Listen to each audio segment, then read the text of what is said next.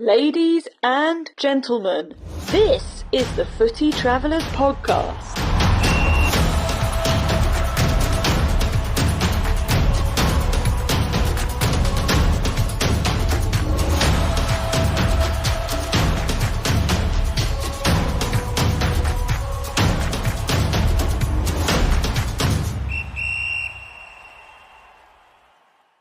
So Najjah, you were at the Copa America Final in a slightly different capacity, I would say, than pretty much everyone else there. So remind us what you were doing there, and how you got into the stadium. Okay, so first of all, shout out to this incredible tournament, Copa America.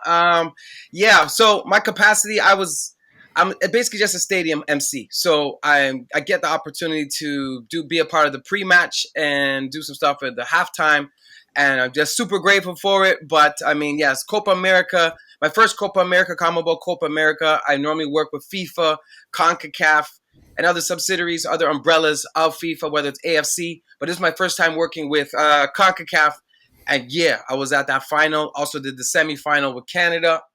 That's right. And I also have to pledge allegiance to the U.S. I'm half American too, so my heart goes out to the U.S. as well. But and I did the first match, which Shirley was at. Shirley was everywhere. But anyways, and then I did the semifinal, and then I did the final. So I was super grateful for that, because especially the final and semifinal, I wasn't aware of initially. Yeah. So at the final, walk me through your day hosting that game. When did you arrive to the stadium? What was it like at that point? And then at what point did you start to realize or get notified that something was off with, the logistics? Like the game was going to get delayed. You weren't going to go on at the time you planned. Walk me through that. Right. So kickoff was supposed to be 8 p.m. We get to the stadium around 1 p.m. And on our way to the stadium, I mean, you're already seeing a whole bunch of people setting up their barbecues and their this, that, Colombian fans like crazy. This is the first time I really thought, wow, because normally Argentina is so, they're so powerful with their representation. I'd never seen anybody really rival them from that standpoint.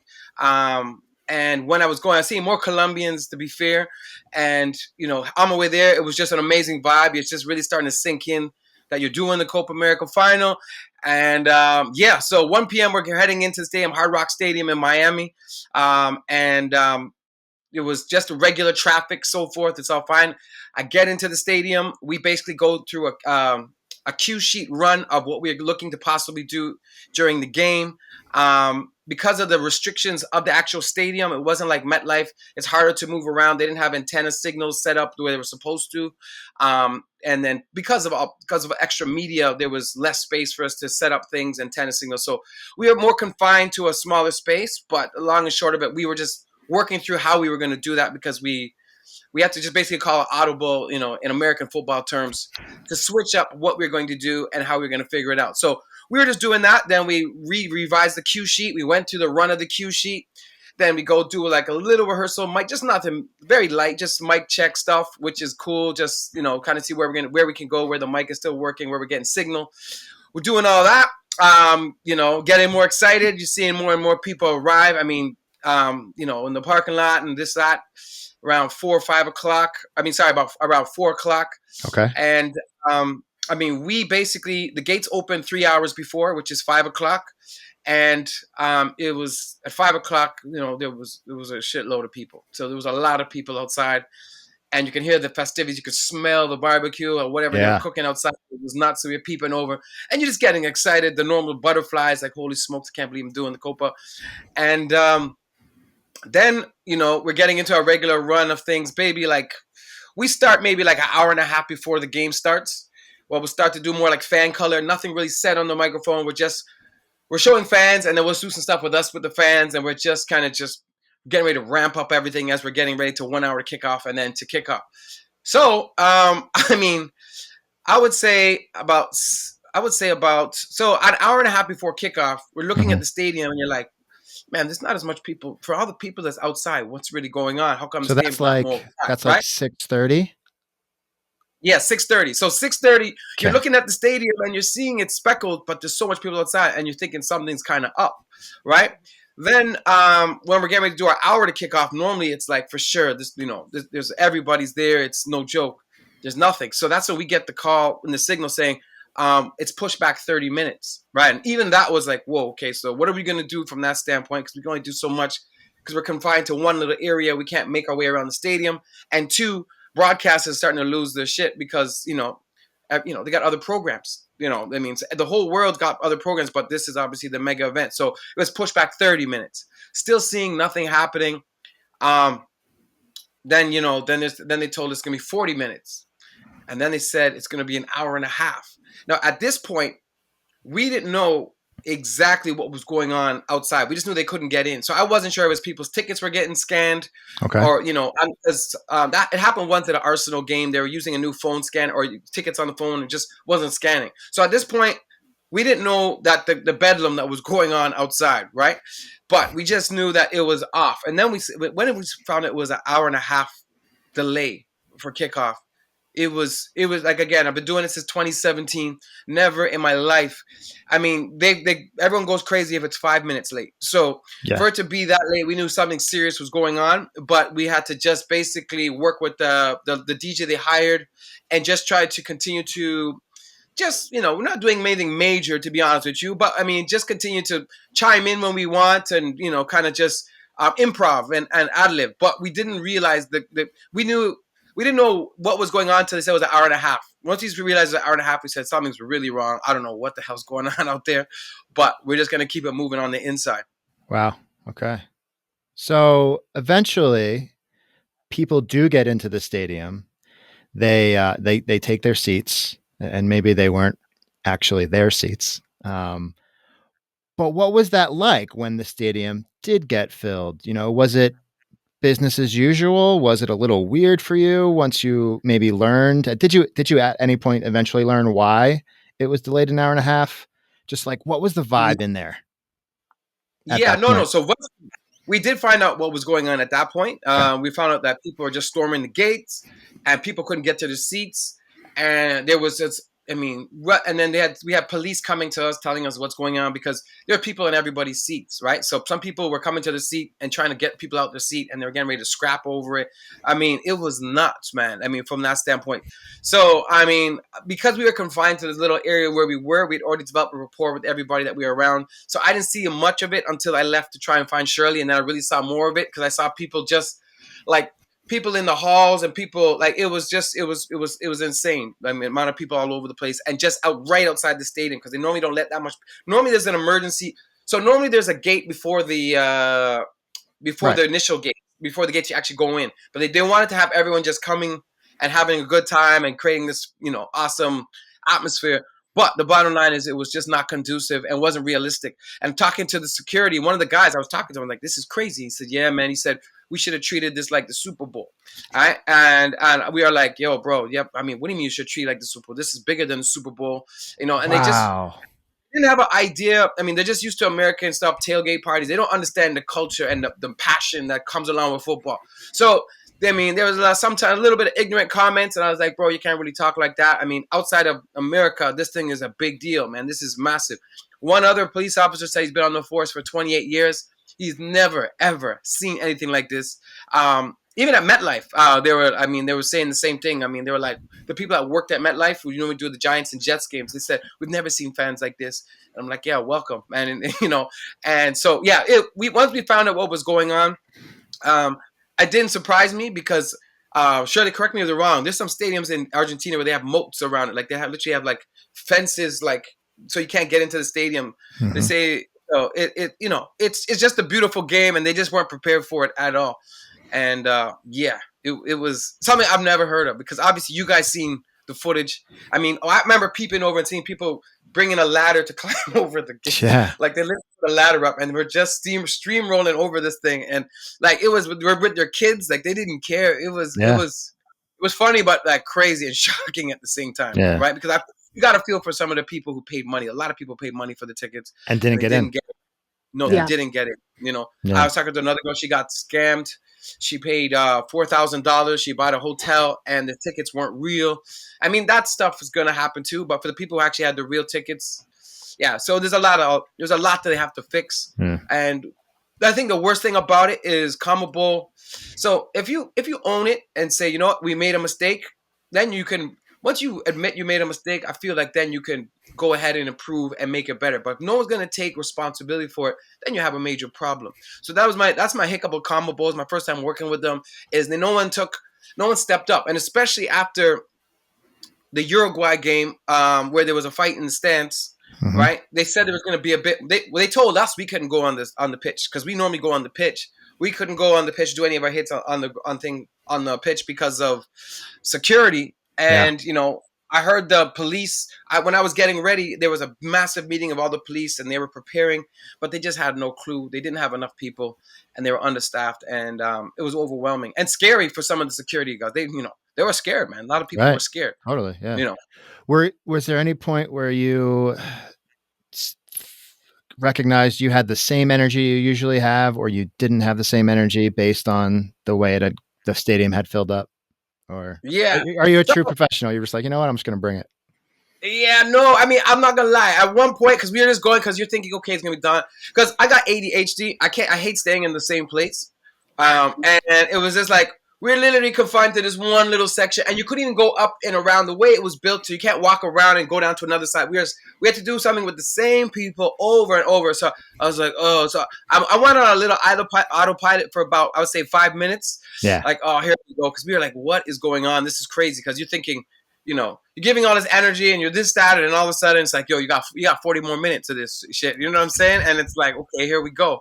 But then you snap back into it because the music's playing and you're like, oh my God, you're just grateful. You had the Copa América Final, Colombia and Argentina. Like, what the hell, man? This is unbelievable. Yeah. And then you snap back into it and then you just give her. But there was a 5-minute autopilot of like, oh man, this is. Then I'm like, look at you, your little first world problems. You're in the Copa América Final and you might have to work a little longer. Oh, you know what I'm saying? So, yeah, no, it was from my standpoint, it was fantastic.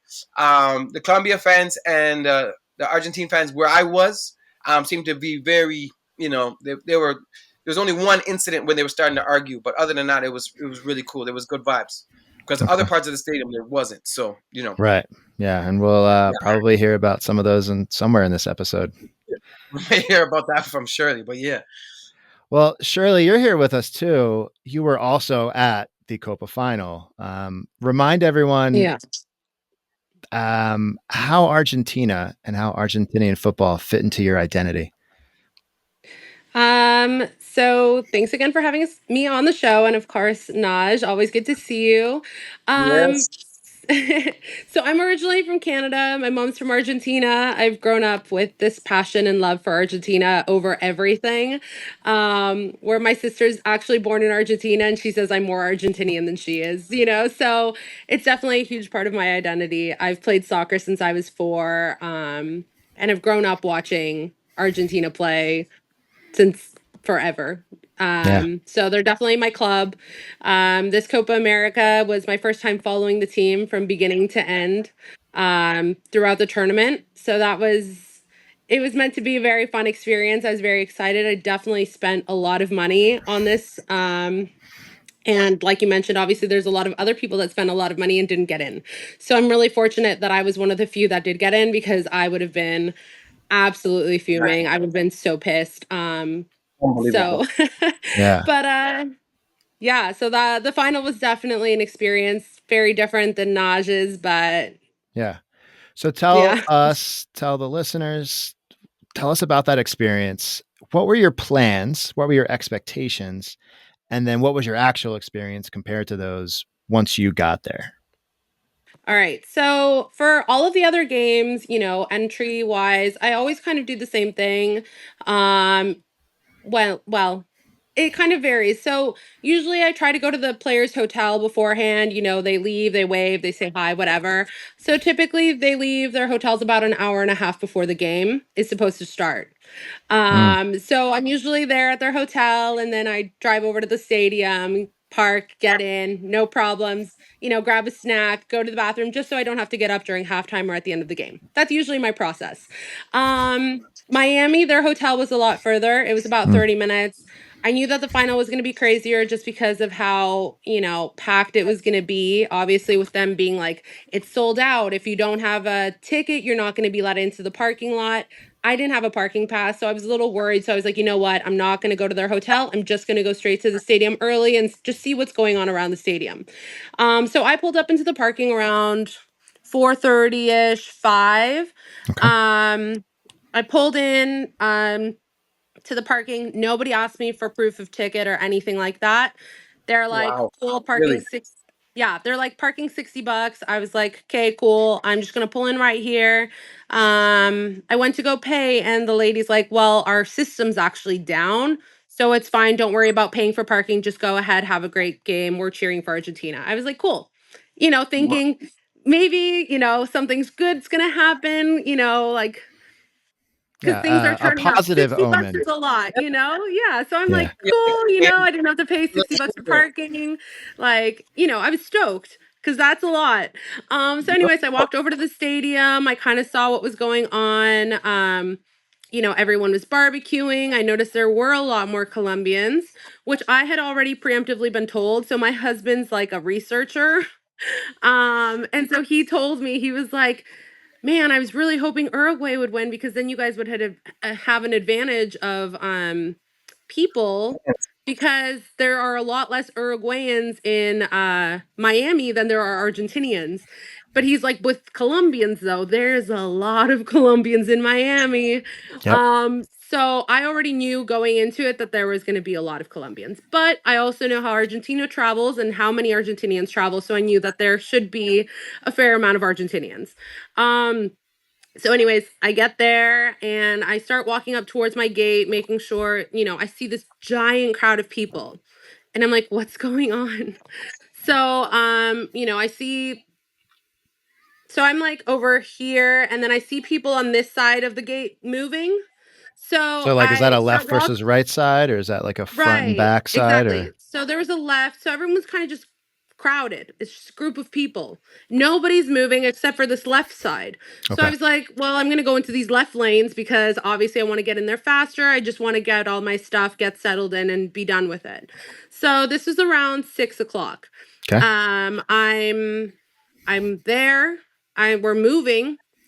But then as we approach the gates, I realize all the gates are closed.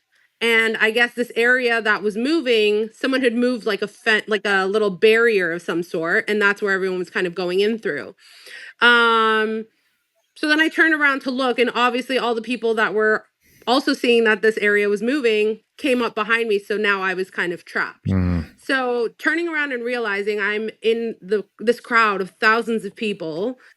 There are these giant like iron gates all shut in front of us. I have no idea what's going on. I hear people saying like, why are all the gates closed? What's going on? It's 6 o'clock. Doors should be open. Everyone's kind of questioning what's going on because no one said anything to us. So we have no idea what's going on. At that point, I had no idea that like 15 minutes prior, people had rushed in. Gotcha. I had no idea. I look in, all the securities are by the orange security guards are by the ticket scanners. I see a couple cops here and there, but nothing major. So again, I was confused as to what's going on. I was like, maybe they're having technical problems with their machines, because if the parking lady had a problem with her machine, perhaps it's that. I had no idea. Real Time quick, Shirley, passes. Yeah, go ahead. do you recall which particular gate this was? I've heard It some was the people talk about Southwest. Southwest. Okay. Yeah. It was the Southwest entrance. Okay. So we're stuck there in the sun. It's really hot. We're surrounded by, hundreds of thousands of people. And so I have videos of all of this as well, because I'm like, I don't know what's going on. No one knows what's going on. Like, we're all just kind of here. And, Miami gets hot. People were starting to, get faint. There were people having panic attacks from being so enclosed. people were getting frustrated with each other because it's like, oh, stop bumping into me. Well, it's like, well, I'm not. So there's already tensions rising as well, and it's getting really bad.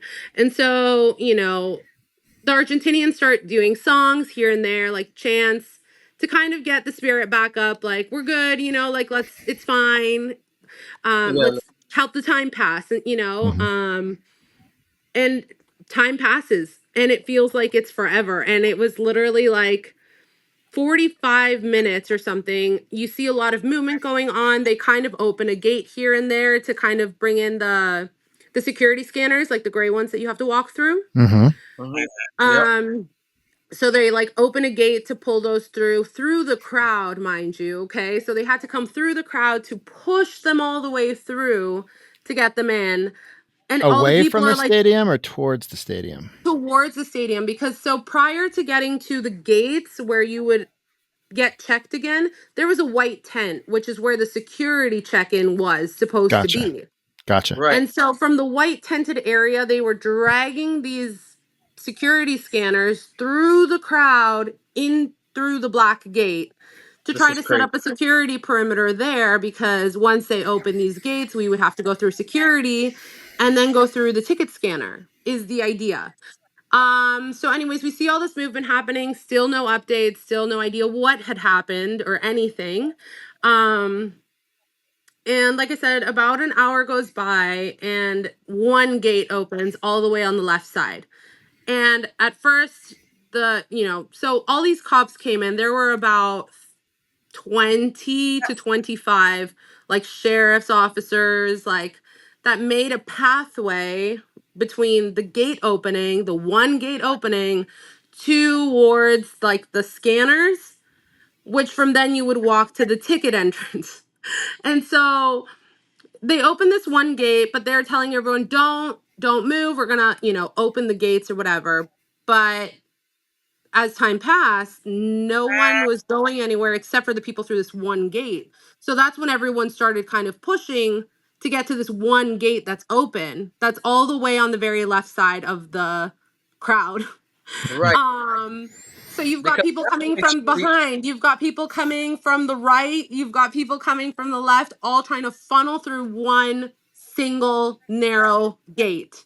Wow. And so then what ends up happening is, obviously with everyone funneling and pushing to try to get through this gate, the cops are pushing back to have you not rush the gate. But again, there's hundreds of people pushing you. So they're letting people in two at a time. Okay, two at a time. Get out of here. Yep, two at a time.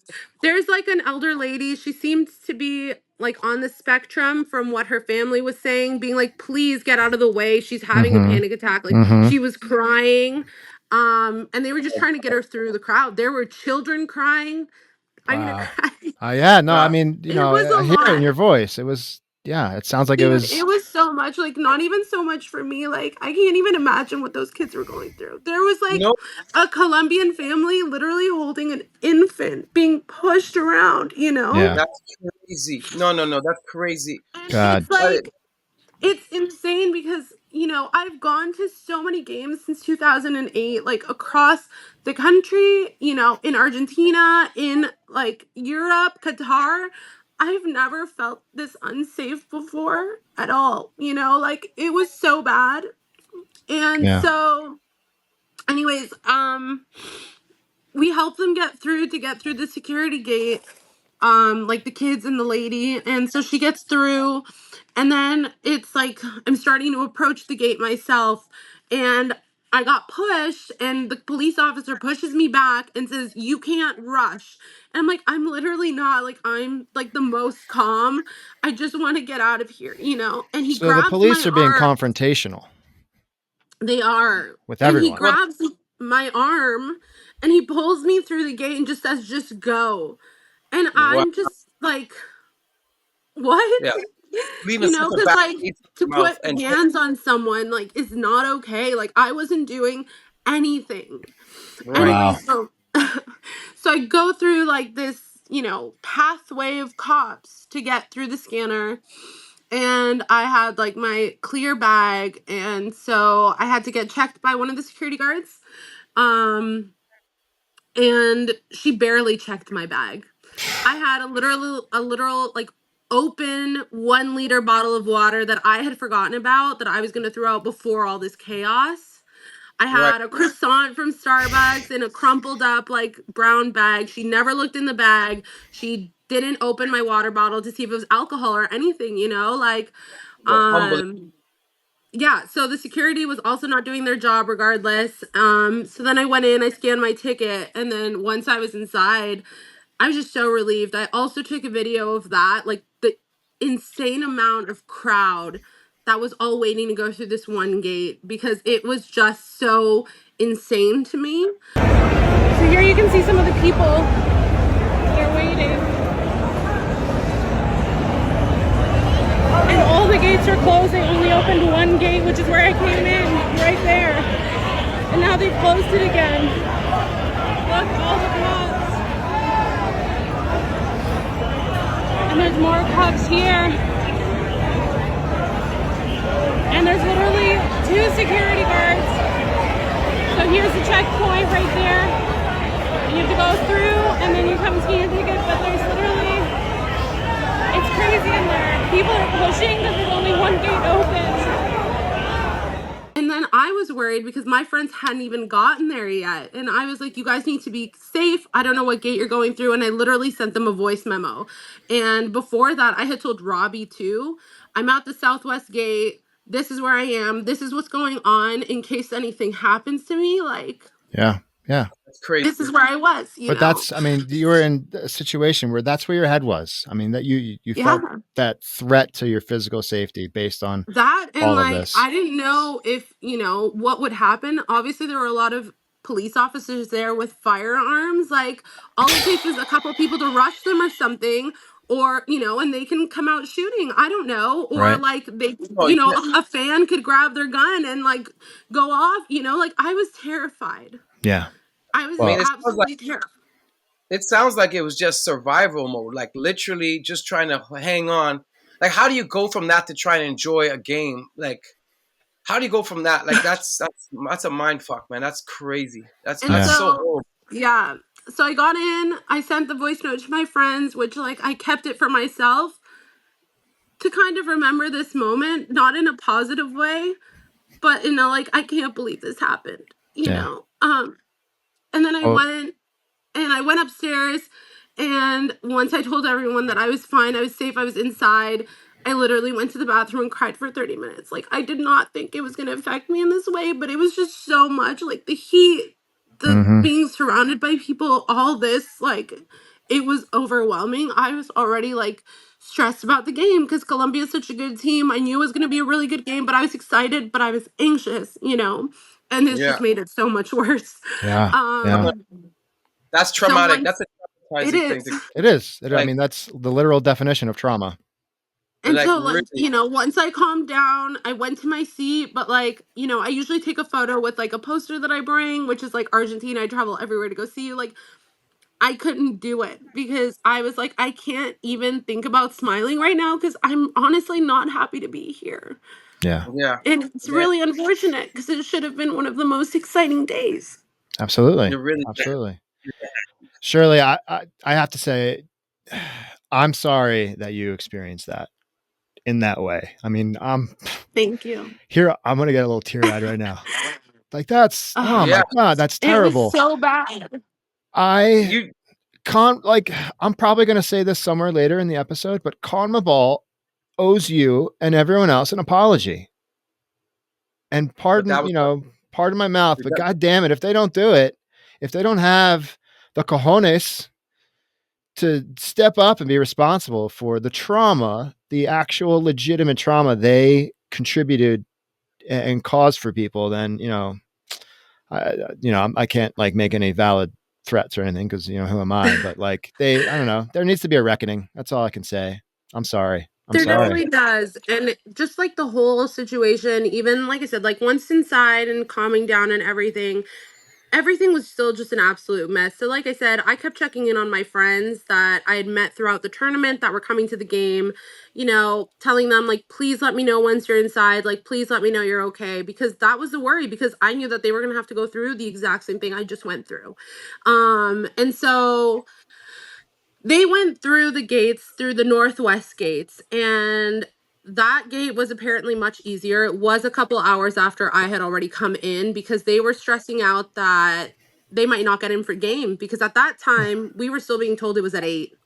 And so finally at like 8, I got an email, but also they made an announcement through the loudspeaker. Well, the game's been pushed back for 30 minutes. And so I told all my friends, don't worry about getting in before 8. The game's starting at 8:30 now, but I'm assuming because there's, like Naj said, the stadium was empty. It was absolutely empty. And that to me was so wild, because at that point, like I said, I thought the game was starting at 8 still, because nothing had been updated. And I'm like, how are we like the only people in here? Right. My section was practically empty. So anyways, when my friends finally came in, they're like, hey, we're in. This is insane. I can't believe what's happened. They didn't even scan our tickets or give us a security check. They just opened the gates and said, get in here. Yep. So my friends did not get checked through security. My friends' tickets were never scanned, and they were allowed in, just like all the other people that were waiting there in the crowd. So Shirley, I can't believe that. I know. So think about this. And not just one person told me that. Multiple of my friends that came through that gate told me that they were not checked. Which, if you think about what a huge event this was, and how, firearms are not an oddity in the US, that is terrifying to think about. That you don't know if someone around you is carrying anything. Like, imagine that being a mass shooting. Like, Jesus. You could. God forbid. You could make the argument that it got to a point where it was wiser to let everyone in, so that there wasn't a crush and people literally suffocating and dying or getting stomped. I mean, unfortunately, you can make the same exact argument that was a terrible idea because of those reasons, guys. You never know. I totally understand both sides of it. Like, I get it, because that's exactly what my friend said. It's just so that they'd get everyone in faster, because game time was approaching again, with it being 8:30 now, with obviously it got pushed back to around 9:15. But we were never updated in the stadium what time the game was going on. So everyone back home, my mom's texting me, Robbie's texting me, my Argentinian friends from around the world are texting me saying, are you okay? Like, oh my God, it's chaos there. Yeah. And they're talking about canceling the game. And at that point, again, the only info I knew was it's starting at 8:30. What do you mean it's getting canceled? Yeah. Yeah. So, actually, I had heard that too. There was a little hush about that, saying that, they might cancel the game. And I was like, how are they going to cancel this game? And I said, this uproar will be even crazier. That'd be worse. It might be worse. 100%. But I mean, I just never, like, working with CONCACAF, working with AFC, working with FIFA, never heard of anything with them not scanning tickets or scanning people. And, the breaches were just unprecedented. Like, I know at the Euros, they had a little bit of a breach, but people, this was just on a whole nother level. Insane. And I know, like, I've been in a situation where I've been in between a crowd, like, just so submerged in a crowd. Like, it was, they have this thing called Caravana up here, Colin, and it was just, you're so submerged, and then like a gunshot goes off, and then, you just in the middle of things, you just can get trampled. So anything can happen. So it is it can be massively traumatizing, because you're just completely helpless. Right. So, I mean, for them, the stuff that they put a lot of people through, is like I said, it's a huge stain on them. And now people are wondering, well, what are they going to do for, the World Cup of 2026? People are saying it's FIFA, not CONMEBOL. FIFA's going to be a lot more, strategic. Right. But I mean, in terms of CONMEBOL, I mean, so much people did not. I mean, just even what you're talking about there. I mean, just so much people going through traumatic experiences, crying, going through, getting crushed, and then people who paid all that money, and they have said nothing. they're just putting the blame back on the Miami-Dade police. Yeah. Like, everyone's just deflecting responsibility, and that's what's so that's what's disgraceful. that's what yeah, Absolutely so bad about disgraceful. This happened on U.S. soil, and in true American litigious fashion, I'm sure there will be a lot of lawsuits. So yeah, whatever No, that's worth. definitely. I saw a TikTok of a girl who was interviewing people who were stuck outside saying, how much did you spend on tickets? People were like 15,000 because I bought 2 of them, or, Right. like however crazy amount, because honestly, tickets were not cheap. For mine alone, I mean, I paid like $3,000 for my ticket. People paid a lot of money, and that's why they couldn't. So with the non-scanning tickets, that's why there was no accurate, like, hey, we Attendance. have 80,000 people for attendance. They never, ever announced it for the final. And they've been doing it for every single game, just to clarify. And the reason why is because there was no accurate count. I'll be honest, I know some people that went in there as well, did not have a ticket. They were like, there's people literally sitting on the stairs, on the whole thing, or people taking other people's seats. But like, there was a lot of tension. And the what's the word I'm looking for? The entitlement of these people that literally snuck into the game was so insane. So some people that clearly did not have tickets came and sat in the row in front of me in like a really great section. And finally, the people that actually had the tickets came in, was like, hey, you guys are all in my seats, like, you guys need to move. And one of them literally got in the other guy's face and was like, you don't have to talk to me like that, and stuff like that. And it's like, all he said was like, get out of my seats. Like, Right. But he had been aggressive the entire time, like, towards anybody, Yeah. So that was wild too, getting to see that. But like, when I was trying to come find you, I was walking around and I'm just seeing so much. I've never seen so much people just outside, like in the hall there, because they had TV set up. So much people watching the game, and it was just like, again, there was just so much people. Like, we had no idea how much people actually got in. Wow. But to think that, like I said, it could have, it was bad, and I mean, that concert in Vegas where the guy was just shooting people Mandalay from the, Bay, yeah. Like, I mean, it was unbelievable from that standpoint. Like, really and truthfully, I can't. Well, all I can say, guys, is, again, Shirley, sorry you went through that. Thank you both for sharing these experiences. And I feel like this is just the beginning of this story. Like, there needs to be, and there has to be a reckoning for this somehow, some way. So 100%. There needs to be something said. Wow. Yeah. Someone needs to take accountability, because that was like completely unacceptable. Yeah, completely unacceptable. I mean, holy shit. Pay that amount of money and to go through something like that. I mean, it's such a bad taste in everyone's mouth. Period. In the story. Right. All right. Well, I'm not going to traumatize anyone else any further, but but Argentina won, so at the end of the day, I was pretty happy. But But I mean, like I said, it's hard to just switch over, Yeah. It takes a while to just decompress. Like you said, you have to just go in the washroom and just like have a moment. You can't enjoy it the way you thought you were going to. There's no way you could. No. Not at all. No, and like I said, it's like that added fear of, you don't know if there's going to be a maniac in the crowd that gets mad if a goal happens, or, if whatever could happen. And half these people weren't checked. There's nothing to like say like, oh, this person was in this seat. Like, it could have been someone who's not even in the stadium, like. Yeah. They lost all accountability. They lost all credibility. They lost it. They lost the game. They lost the event. Yeah. When I just heard the security say we should have treated this like the Super Bowl, I was like, you guys really had no clue. Like, how did you not have any idea? The Copa America Finals?